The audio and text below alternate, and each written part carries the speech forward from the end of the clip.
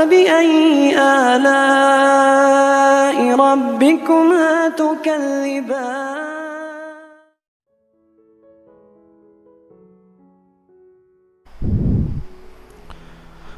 Bismillahirrahmanirrahim.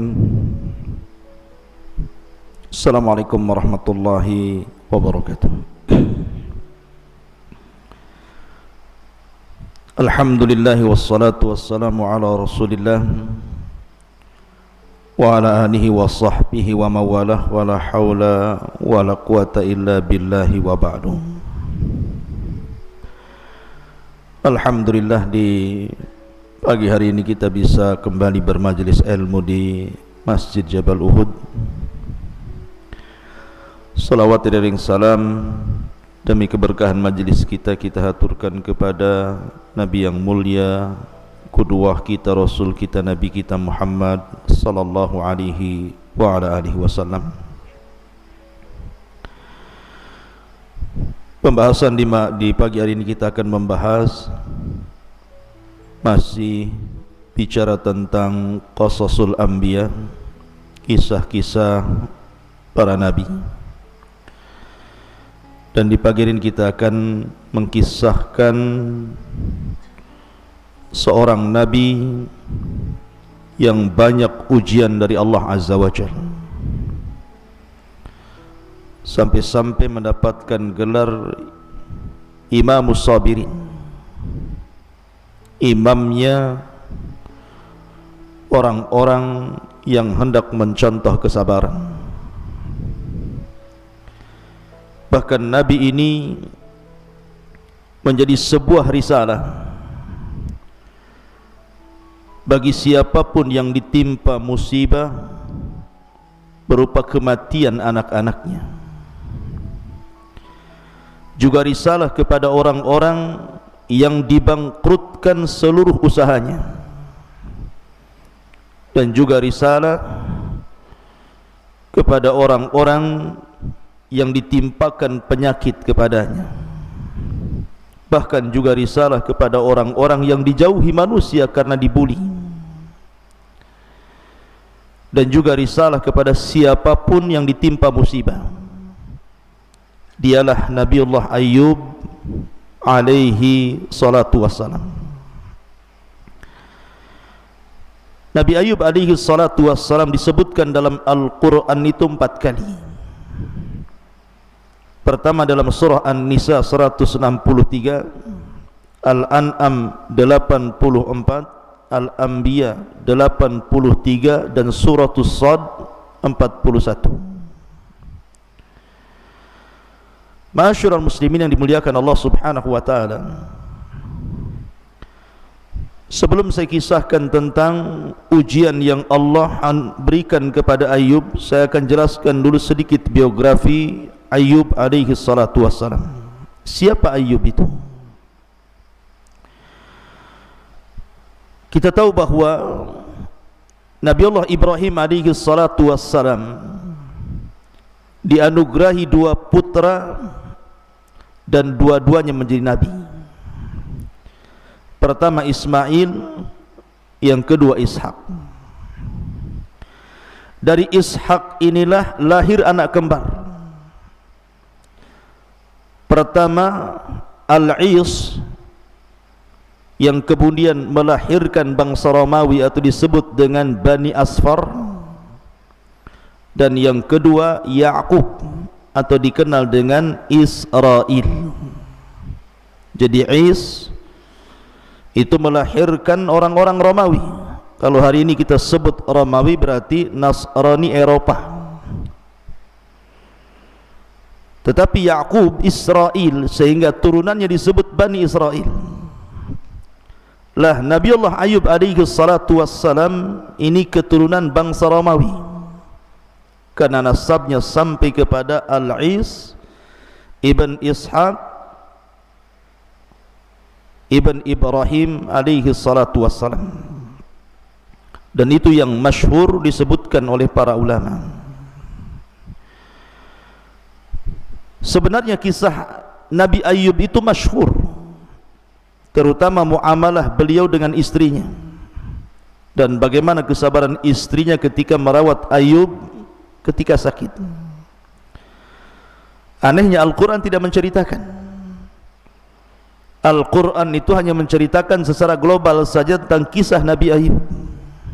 Justru hadis-hadis Nabi SAW yang banyak menceritakan tentang kisah Nabiullah Ayub alaihi salatu wassalam. Ada yang mengatakan bahwa Nabi Ayub alaihi salatu wassalam diutus ke sebuah tempat sebelah utara Suriah. Daerahnya disebut Huran. Disitulah Nabi Ayub alaihi salatu wassalam hidup di negeri Rum. Ada yang mengatakan tempatnya disebut Basina, bagian daripada Huran Suriah. Disitulah Ayub diutus oleh Allah Azza wa Jalla untuk mendakwahkan tauhid. Taib, kita akan baca beberapa ayat Al-Quran tentang kisah Ayub ini. Pertama, surah Al-Anbiya 84. Wa wahabna lahu Ishaq wa Yaqub kullan hadaina wa Nuhan hadaina min qablu wa min dzurriyyatihi Dawuda wa Sulaiman wa Ayyuba wa Yusufa wa Musa wa Haruna wa kadzalika nazzil muhsinin. Dan kami anugerahkan kepada Ishak dan juga Yaqub kepadanya. Kepada masing-masing telah kami berikan petunjuk, dan sebelum itu kami telah memberikan petunjuk kepada Nuh dan kepada sebagian dari keturunannya Ibrahim. Siapa turunan Ibrahim? Daud, Sulaiman, Ayub, Yusuf, Musa dan Harun. Dari sini menunjukkan bahwa Ayub nasabnya sampai kepada Ibrahim, artinya dia keturunan Ibrahim. Karena dhamir itu pasti, kalau antum belajar bahasa Arab kan, kembali yang terdekat, bukan kembali yang terjauh. Tidak kembali kepada Nuh, tapi kembali kepada Ibrahim. Dan tadi saya sudah katakan bahwa nasab Ayub itu kalau disebutkan oleh para ulama, Ayub ibn Musi, ibn Zarah, ibn Is, ibn Ishaq, ibn Ibrahim.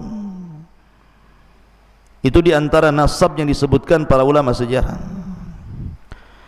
Kemudian Allah Subhanahu wa taala mengatakan dalam surah An-Nisa ayat 163, Inna auhayna ilaika kama auhayna ila Nuhin wan nabiyyina min ba'di wa auhayna ila Ibrahim wa Ismail wa Ishaq wa Yaqub wal asbat wa Isa wa Ayyub wa Yunus wa Harun wa Sulaiman wa ataina Dawuda zabura.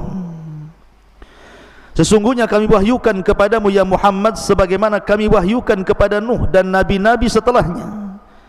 Dan kami telah wahyukan pula kepada Ibrahim, Ismail, Ishak, Yaqub dan cucunya, kemudian Isa dan Ayyub, kemudian Yunus, Harun, Sulaiman, dan kami telah berikan kitab Zabur kepada Daud.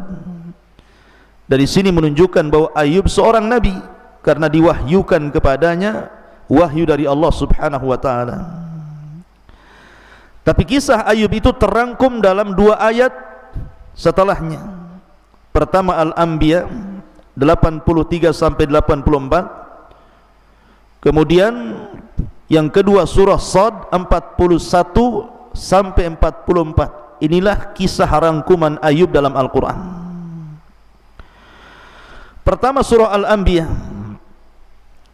ayat 83-84 Allah mengatakan wa Ayyuba idnada rabbahu anni massaniyadh-dhurr wa anta arhamur rahimin fastajabna lahu fakashafna ma bihi min dhurrin wa atainahu ahlahu wa mithlahum ma'ahum rahmatan min indina wa dzikra lil abidin.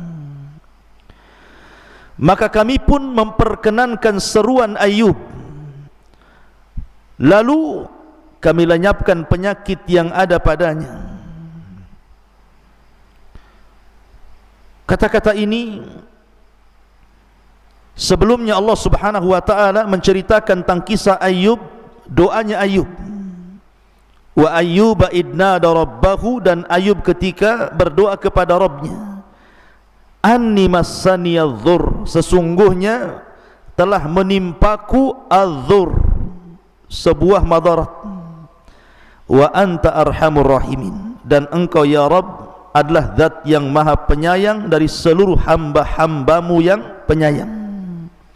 Kemudian dari sini Allah mengatakan, maka kami pun memperkenankan seruannya, lalu kami lenyapkan penyakit yang ada padanya, dan kami kembalikan keluarga kepadanya, dan kami lipat gandakan bilangan mereka sebagai suatu rahmat dari sisi kami, dan untuk menjadikan peringatan bagi semua yang menyembah Allah Azza wa Jalla. Kisahnya begini ikhwan, Nabi Ayub alaihi salatu wassalam adalah Nabi yang kaya, kaya raya, luar biasa kekayaannya,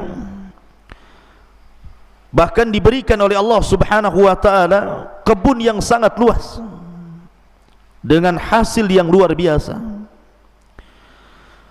Belum lagi Allah Subhanahu wa taala anugerahkan peternakan yang sangat banyak, mulai daripada unta, sapi sampai kepada kambing.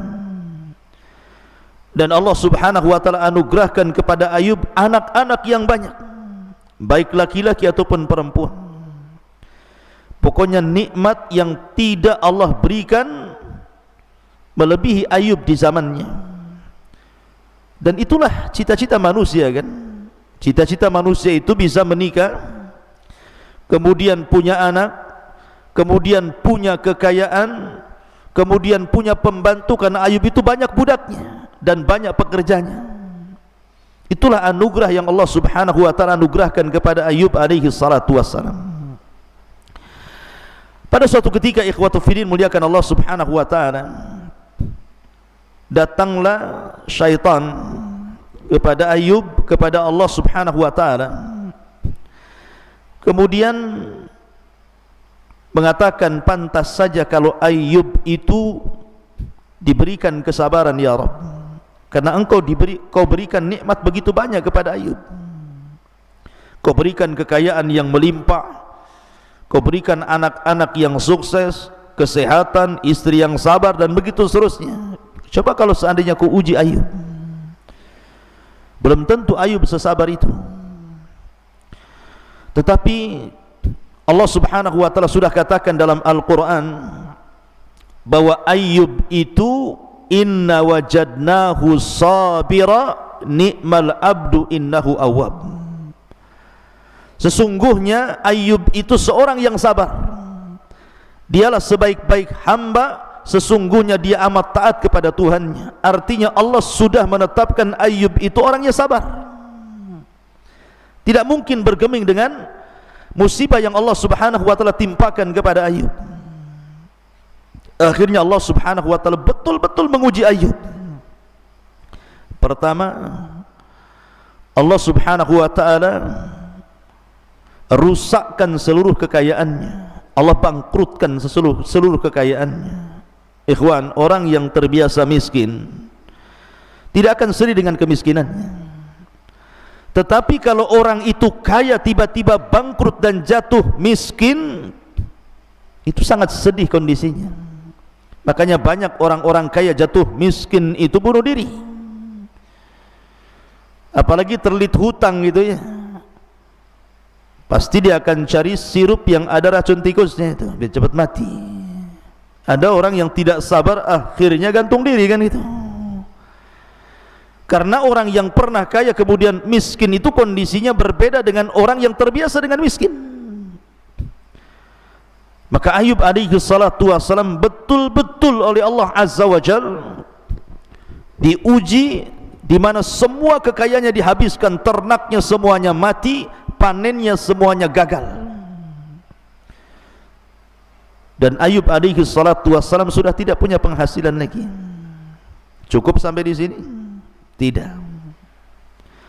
Nabi Ayub alaihi salatu wassalam setelah diuji seluruh kekayaannya habis, Tiba-tiba Allah Subhanahu wa taala uji dengan ujian yang lainnya. Seluruh anak Ayub meninggal dunia, baik anak laki-lakinya atau anak perempuannya, semua meninggal dunia. Kematian anak itu berbeda dengan kematian orang tua ataupun pasangan. Makanya Nabi SAW sedih ketika kematian Ibrahim, bahkan menangis.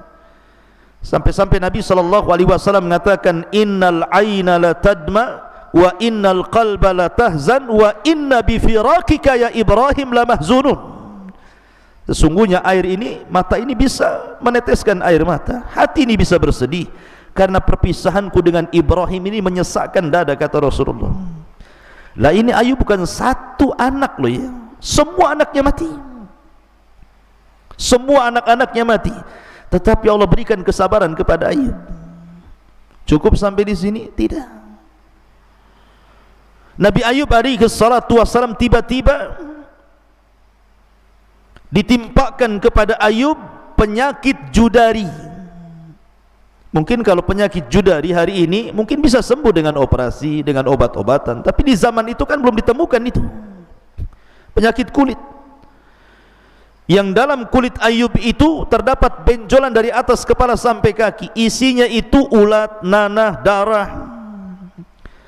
Tetapi ketika Allah Subhanahu wa taala berikan penyakit kepada Ayub, bukan berarti Allah hendak menghinakan nabinya, mustahil. Allah hendak menguji nabinya.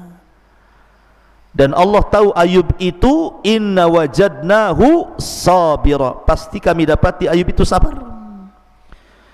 Dan penyakit yang diderita Ayub itu bukan sebulan 2 bulan, bukan setahun 2 tahun. Dalam hadis Anas bin Malik yang disahihkan oleh Syekh Nasiruddin Al-Albani, 18 tahun lamanya, 18 sanatan, 18 tahun.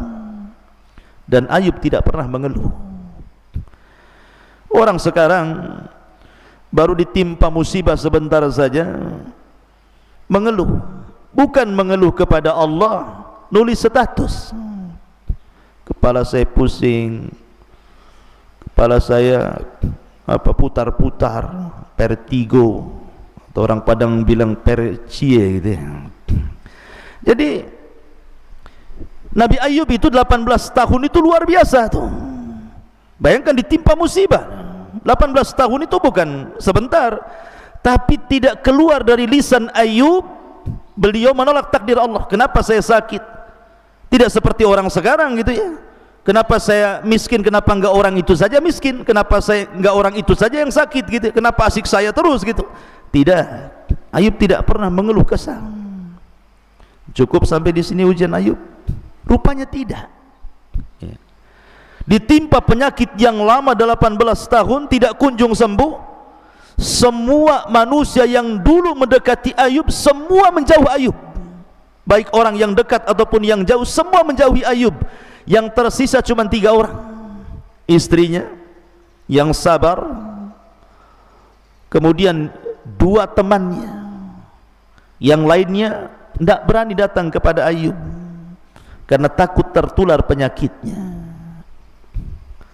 Cukup sampai di sini? Tidak rupanya. Syaitan datang memberikan was-was. Sebagaimana Nabi Adam alaihi salatu wassalam keluar dari sorga karena was-was syaitan, setan datang kepada Ayub memberikan was-was.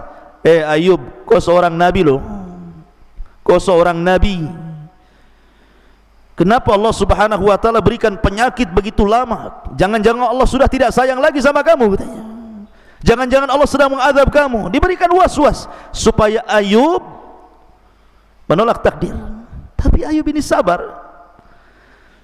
Coba musibah-musibah ini kalau dikumpulkan kepada seseorang di zaman sekarang, bisa mati berdiri itu.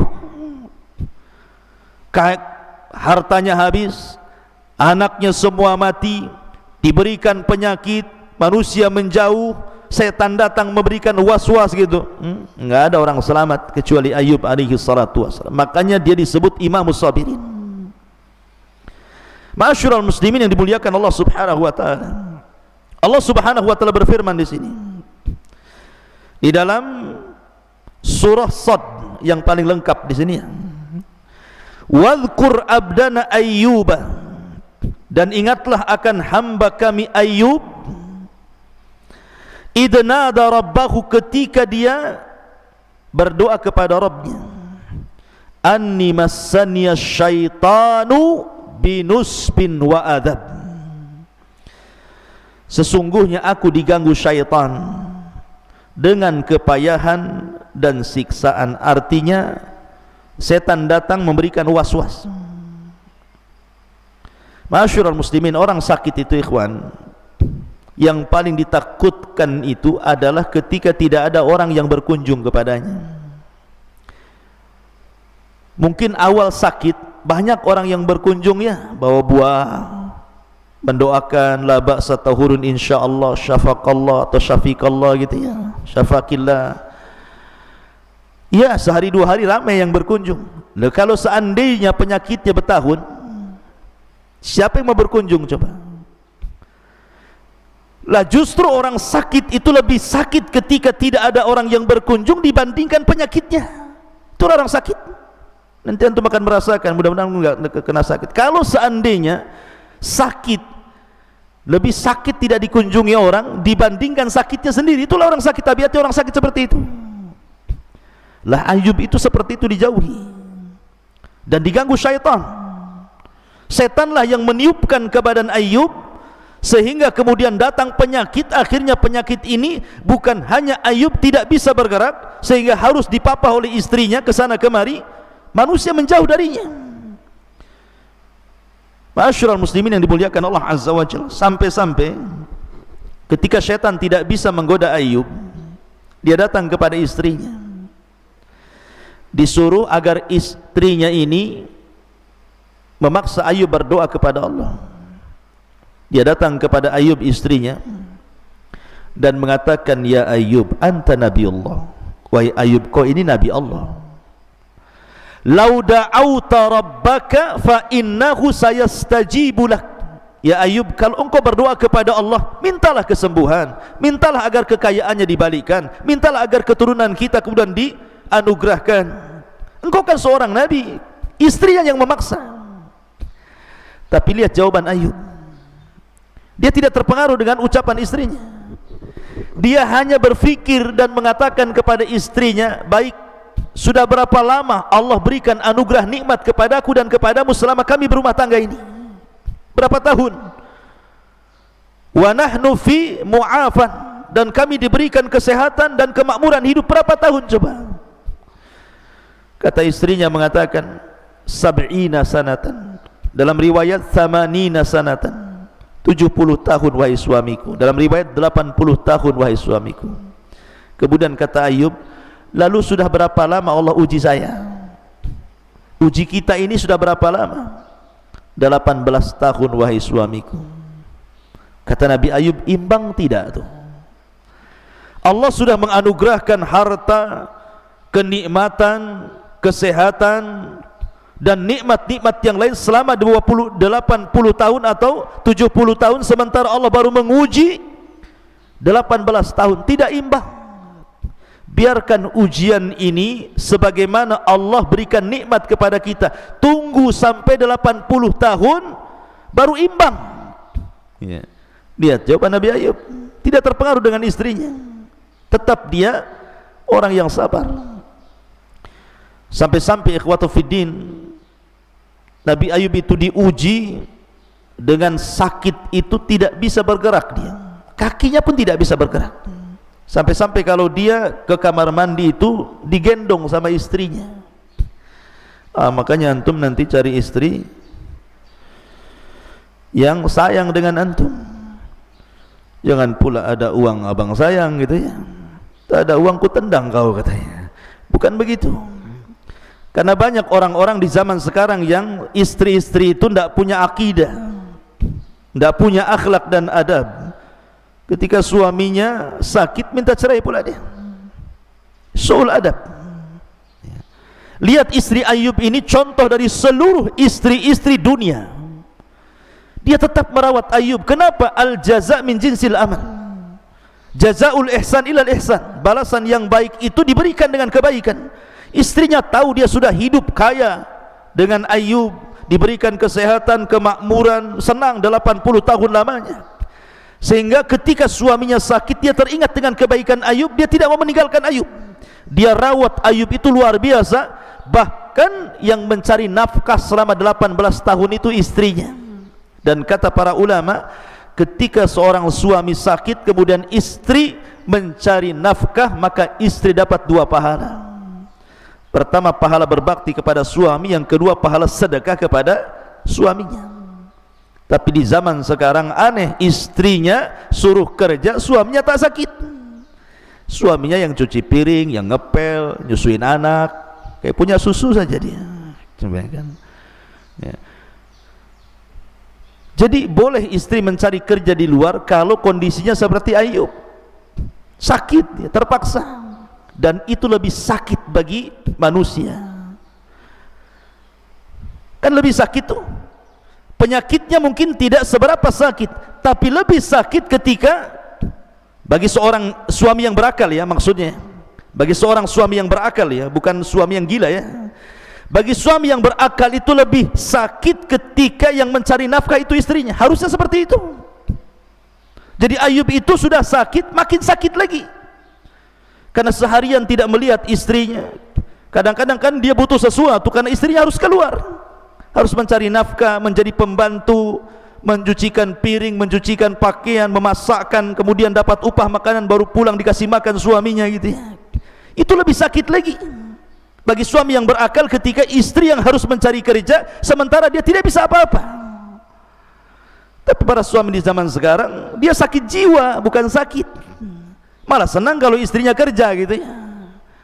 Harusnya seorang suami yang berakal sakit harusnya. Kenapa saya tidak bisa mencari nafkah, memberikan makan kepada istrinya? Ma'asyiral muslimin yang dimuliakan Allah Azza wa Jalla. Sampai suatu ketika kan istrinya nyamar itu. Kenapa istrinya nyamar? Supaya tidak diketahui dia istrinya Ayub. Kalau orang-orang tahu itu istrinya Ayub, tidak akan diterima kerja dia. Tetapi Allah Subhanahu wa ta'ala takdirkan lambat laun orang-orang tahu bahwa Rahmah namanya itu istrinya Ayub. Akhirnya mulai ketakutan orang-orang itu, nggak mau menerima istrinya Ayub bekerja di rumah-rumah mereka karena takut membawa virus yang ditularkan suaminya menular ke orang-orang. Bayangkan dia pergi ke rumah ini ditolak, ke rumah itu ditolak, ke rumah ini ditolak, akhirnya tidak ada satu rumah pun yang menerima istrinya untuk bekerja. Bingung istrinya apa yang harus dimakan. Dalam riwayat terpaksalah istrinya itu menggunting rambutnya. Istrinya itu panjang rambutnya sampai ke tanah. Dan rambut yang indah itu selalu digunakan Ayub untuk bangkit. Jadi kalau Ayub itu bangkit dari tidur supaya bisa berdiri, itu memegang rambut istrinya. Tiba-tiba rambut itu dipotong, kemudian dijual ke salah satu anak daripada orang kaya. Karena di zaman dulu rambut itu kan berharga, makanya banyak salon-salon rambut apabila motong rambut itu tidak dibuang tuh, dijual kan gitu, ya. Kemudian dibuat gelung biasanya oleh perempuan untuk disambungkan ke rambut-rambut mereka. Syariat Ayub mungkin boleh, tapi syariat Islam tidak boleh. Syariat Islam itu menyambung rambut hukumnya haram, bahkan dilaknat. Makanya Rasul melaknat orang-orang yang mencukur halis. Dan banyak nih wanita-wanita sekarang karena lihat halisnya mungkin kurang tebal, akhirnya dicukur, ganti pula spidol. Spidolnya pula bukan spidol permanen, spidol luntur pula kena hujan. Kemudian juga dilarang untuk mengikir gigi. Bekel bahasa kitanya, ada orang pakai bekel itu.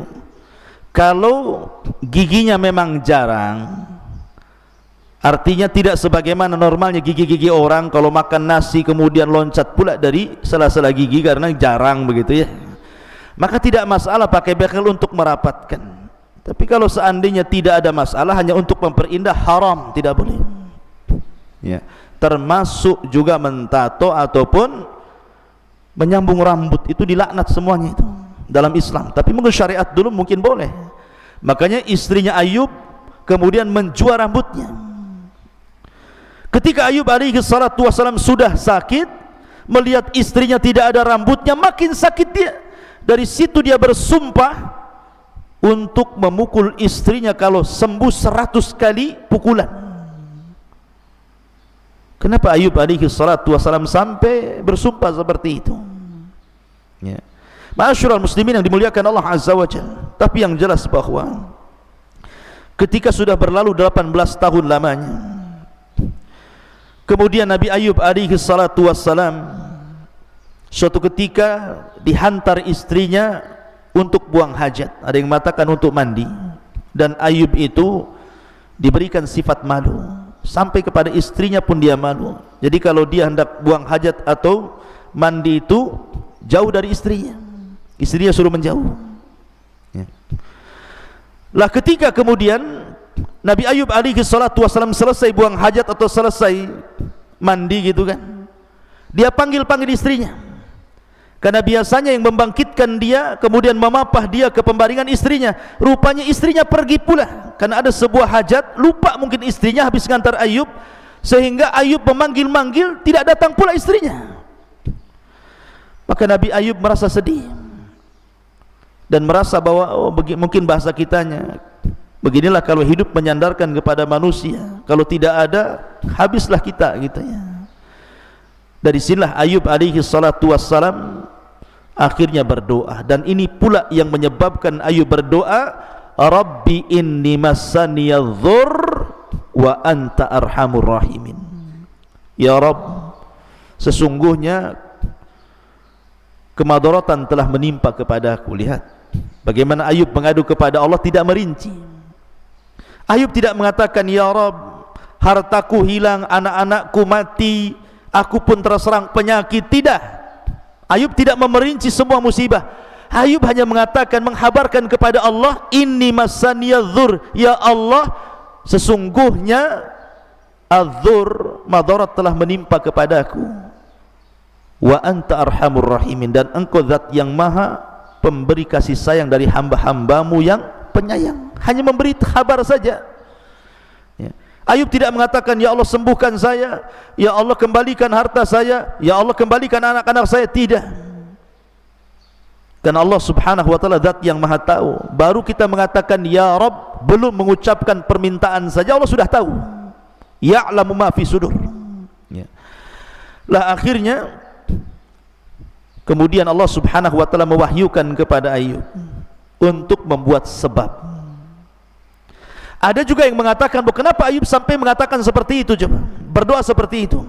Jadi ceritanya begini, dua orang yang selalu mengunjungi Nabi Ayub itu, kawan dekatnya Nabi Ayub ini, berbincang-bincang, dan itu disebutkan dalam hadis yang sahih, atau boleh saya katakan bahwa hadis ini adalah hadis tersahih yang bicara tentang kisah Nabi Ayub alaihi salatu wassalam.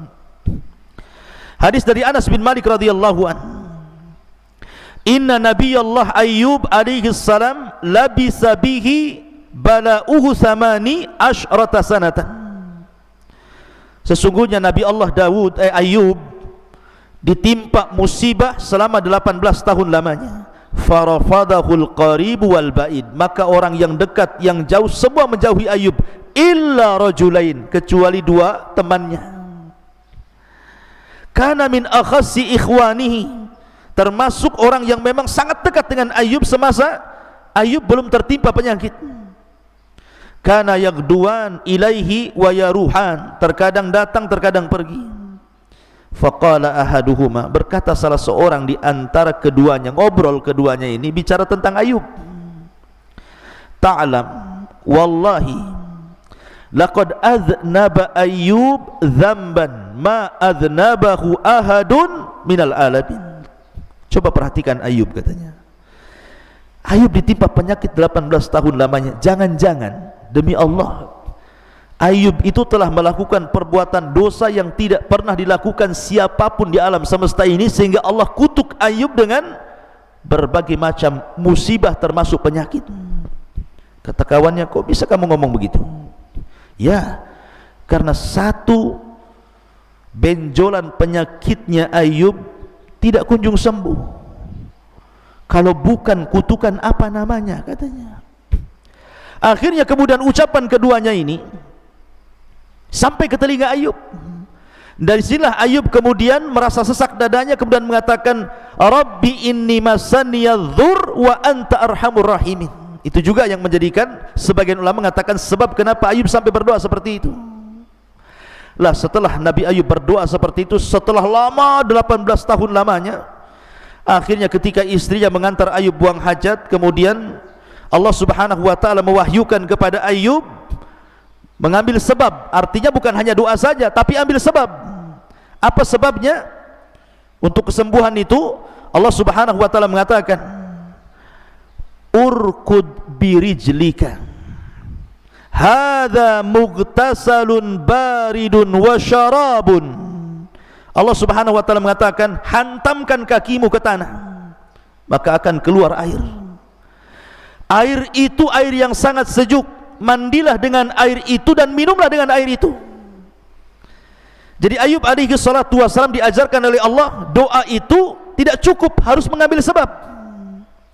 Dia sudah berdoa, Rabbi inni masaniyadh-dhur wa anta arhamur rahimin. Kemudian Allah ajarkan sebab, karena selama ini Ayub kan tidak bisa bergerak badannya. Maka coba gerakkan kakimu, pukulkan ke tanah. Maka Ayub kemudian menggerakkan kakinya, kemudian memukulkan tanah. Tiba-tiba keluar mata air. Air itu sangat dingin, dan Allah katakan, mandi kau dari situ, minum dari situ. Subhanallah.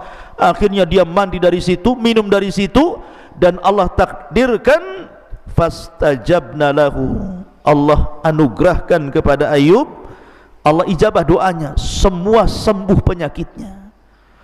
Kulitnya menjadi indah, wajahnya menjadi muda gitu ya. Kayak air ajaib gitu ya. Pokoknya sembuh total. Bahkan lebih muda daripada sebelumnya. Lebih indah daripada sebelumnya, lebih tampan daripada sebelumnya. Sehingga ketika kemudian istrinya datang, kemudian Ayub mencari-cari istrinya, berjumpalah papasan di jalan. Kata istrinya, ya fulan, apakah kau melihat Nabi Allah Al-Mubtala yang diberikan ujian begitu banyak Ayub? Di mana dia? Katanya, aku sudah mencari ke sana kemari, tidak ada. Tapi kata istrinya, sepertinya suamiku mirip dengan kamu di waktu muda, katanya. Kata Ayub alaihi salatu wassalam, ana Ayub, saya Ayub. Subhanallah ya, saya Ayub. Maka ketika dia mengatakan ana Ayub, saya Ayub, istrinya terperanjat gitu kan, karena Allah sudah anugerahkan kesembuhan. Dari sini bukan hanya itu saja, Allah katakan wa wahabna lahu ahlahu wa mislahum ma'ahum rahmatan minna wa dzikra liulil albab. Apa kata Allah? Dan kami anugerahkan kepada Ayub dengan mengumpulkan kembali seluruh keluarganya. Kami tambahkan kepada mereka sebanyak mereka pula sebagai rahmat dari kami dan pelajaran bagi orang-orang yang mau berfikir. Artinya begini, Nabi Ayub itu datang malaikat kepada Ayub, memberikan dua pilihan. Ya Ayub, anak-anakmu sekarang sudah di sorga. Kalau Allah berkehendak, maka Allah akan mengembalikan anak-anakmu itu dari sorga ke dunia. Tetapi kalau engkau berkehendak, biarkan mereka di sorga, dan Allah akan ganti anak-anakmu dengan anak-anak yang lain. Maka Ayub memilih yang kedua. Akhirnya Allah Subhanahu wa ta'ala anugerahkan Ayub anak-anak yang 2 kali lipat jumlahnya daripada anak-anak yang sudah meninggal dunia. Kemudian Allah lipat gandakan kekayaannya. Jadi ketika Ayub sudah sembuh, dia mandi di sungai. Ketika mandi di sungai, tiba-tiba datang belalang dari mana-mana. Belalang ini bukan belalang biasa, jaradun minadz zahabi wal fiddah, belalang yang terbuat dari emas dan perak. Tuh, bayangkan, belalang dari mana-mana terbang, dan itu bentuknya emas dan perak. Kemudian berjatuhan di depan Ayub itu. Maka Ayub dengan sibuknya mencari belalang itu, mengumpulkan di bajunya, yang terbang ditangkap, dimasukkan, karena itu emas semua tuh. Kemudian Allah Subhanahu wa ta'ala mengatakan kepada Ayub alaihi salatu wassalam, wahai Ayub, tidakkah cukup dengan nikmat yang telah anugerahkan kepadamu? Alam akun agnaituka amma tara, kata Allah, Ya Ayub, bukankah aku sudah memberikan kekayaan kepadamu, kesembuhan kepadamu, anak-anakmu ku kembalikan, tidak cukupkah itu? Lihat bagaimana Ayub mengatakan, qala wa izzati walakin la ghina bi ambarakatik. Ayub mengatakan, tentu ya Rabb, demi kemuliaanmu, tetapi aku tidak pernah merasa puas dengan berkah darimu ya Rabb. Dan Nabi Ayub hanya mencari berkah di situ dari Allah Azza wa Jalla. Akhirnya kemudian lumbung padinya penuh dengan belalang emas. Akhirnya dengan belalang emas itu dia beli kebun lagi, beli benih lagi, beri ternak lagi, gitu ya. Akhirnya kaya lagi, dan Allah lipatkan 2 kali lipat kekayaannya, 2 kali lipat anak-anaknya, dan istrinya Allah mudahkan lagi. Oh, kan enak tuh. Bukan cari istri muda, Allah mudahkan lagi. Sekarang kan gitu ya, udah kaya, istri tuanya ditinggal, cari pula istri muda. Jadi Allah mudahkan lagi istrinya, dan itu nikmat dari Allah Subhanahu wa ta'ala. Subhanallah ikhwan. Dari sini akhirnya Ayub teringat dengan sumpahnya. Dia kan sudah bersumpah tuh, waktu istrinya menggunting rambutnya, kemudian dia marah bersumpah, kalau ku sembuh ku pukul kau dengan kayu 100 kali, dengan rotan 100 kali. Ayub teringat dengan kebaikan istrinya, bagaimana istrinya merawat dia, bagaimana istrinya kesana kemari yang mencari nafkah dan memberi makan kepadanya. Dia teringat, tidak mungkin saya pukul 100 kali, sudah terlampau baik dia kepadaku. Dari situ akhirnya Ayub alaihi salatu berdoa kepada Allah, bagaimana ini ya Rabb? Maka Allah Subhanahu wa ta'ala berfirman, memberikan cara kepada Ayub alaihi salatu wassalam. Apa kata Allah? Wa khud biyadika dhigsan fadrib bihi wala tahnath. Ambillah dengan tanganmu seikat rumput. Ambil rumput 1, 2, 3 sampai 100 rumput itu, kemudian diikat. Kemudian pukullah dengan itu 1 kali. Berarti sudah 100 pukulan kan, karena sudah ada 100 rumput di situ. Jadi sekali pukulan sudah mewakili 100 kali rotan gitu ya. Dan janganlah kamu melanggar sumpah. Kenapa Allah mengatakan jangan melanggar sumpah? Salah satu akhlak Nabi Ayub itu ikhwan, kalau dia ke pasar, gitu kan, kemudian di pasar ada orang yang bertengkar, kemudian masing-masing mengatakan wallahi wallahi, kan biasa orang bertengkar itu kan suka sumpah tuh. Orang pasar biasa bersumpah-sumpah itu, wallahi wallahi. Maka Ayub alaihi salatu wassalam kalau pulang, maka dia akan membayarkan kafarah sumpah-sumpah mereka itu. Karena Ayub tidak mau ada yang bersumpah karena Allah untuk kebatilan. Makanya kemudian dia suka membayarkan kafarah orang yang bersumpah. Itu salah satu akhlaknya Ayub. Makanya Allah mengatakan wala tahnas, ya. Masyarul muslimin yang dimuliakan Allah Azza wa Jalla, maka setelah kemudian dipukulkan kepada istrinya sekali pukulan, maka begitulah cara kafarah sumpahnya Ayub, karena melihat sayangnya istri kepadanya di waktu Nabi Ayub sedang sakit. Dan itu bentuk kasih sayang suami kepada istri. Di sini ada pelajaran ikhwan. Dalam kisah Ayub ini apa pelajarannya? Pelajarannya kita dituntut sabar. Sabar ini penting. Lalu apa yang bisa menyebabkan orang itu sabar? Orang itu kan susah.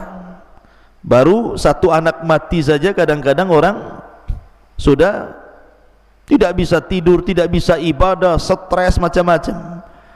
Baru dompetnya hilang saja ke kiamat besar. Ada tuh ya, hilang dompet, kayak kiamat saja itu. Padahal rumahnya belum hilang tuh, baru dompetnya saja. Ya Ustaz, di situ rekening isinya 1 miliar katanya kan. Makanya kayak kiamat kan gitu ya. Kadang-kadang baru kemudian ditinggal istrinya saja stres dia, padahal dia bisa cari istri lain kan, saking cintanya. Kadang-kadang baru dikasih penyakit sedikit saja udah ngomel-ngomel. Ada orang yang tidak sabar gitu ya. Lalu bagaimana caranya biar orang itu sabar? Kata para ulama, lakukan 5 atau 6 perkara. Kalau anda yang sekarang ditimpa musibah, kesehatan anda diuji sehingga sakit, ekonomi anda diuji sehingga fakir, kemudian keluarga anda diuji sehingga satu persatu meninggal, usaha anda diuji, macam-macam ujian Allah timpakan, maka kita disuruh bersabar. Lah bagaimana cara sabarnya menghadapi ujian itu? Kata para ulama, lakukan 6 hal. Pertama, lihat kisah-kisah para nabi dalam Al-Quran. Kalau seandainya anak Anda meninggal, lihat Nabi Ayub, semua anaknya meninggal. Kalau Anda pernah bangkrut, semua kekayaan Ayub bangkrut. Kalau Anda ditimpa penyakit, Ayub juga ditimpa penyakit. Rasul pun sama. Lihat para nabi. Makanya Allah mengatakan kepada Rasul, isbir kama sabara ulul azmi minar rusul. Sabar kau Muhammad. Lihat para ulul azmi itu telah sabar sebelumnya. Yang kedua, apapun musibah yang menimpa antum, itu sudah dicatat sebelum Allah menciptakan langit dan bumi. Bi khamsina alfasana, 50.000 tahun sebelum Allah menciptakan langit dan bumi. Musibah yang Allah akan timpakan kepada kita itu sudah dicatat di Lauhil Mahfuz. Artinya ini sudah takdir Allah. Terimalah takdir Allah. Yang ketiga, lihatlah kepada orang yang lebih parah musibahnya. Ungduru ila man huwa asfala minkum wala tangduru ila man huwa fawqakum fahuwa ajdar alla tajr nikmatallah. Lihat ke yang bawah, jangan lihat ke atas. Capek ya. Kalau seandainya Anda kemudian ditimpa kolep usahanya, ada yang lebih kolep daripada Anda. Kalau seandainya Anda ditimpa penyakit, tetangga kemarin mati, nah itu ya. Jadi lihat kepada yang lebih parah. Kemudian yang ketiga, jangan Anda kira sesuatu yang Anda anggap buruk itu memang buruk. Tidak. Allah mengatakan wa asa an takrahu syai'an wa huwa khairul lakum. Terkadang apa yang Anda anggap buruk rupanya baik di hadapan Allah. Kemudian yang kelima, lihatlah nikmat yang tersisa. Jangan lihat nikmat yang hilang. Biasakan ucapan alhamdulillah.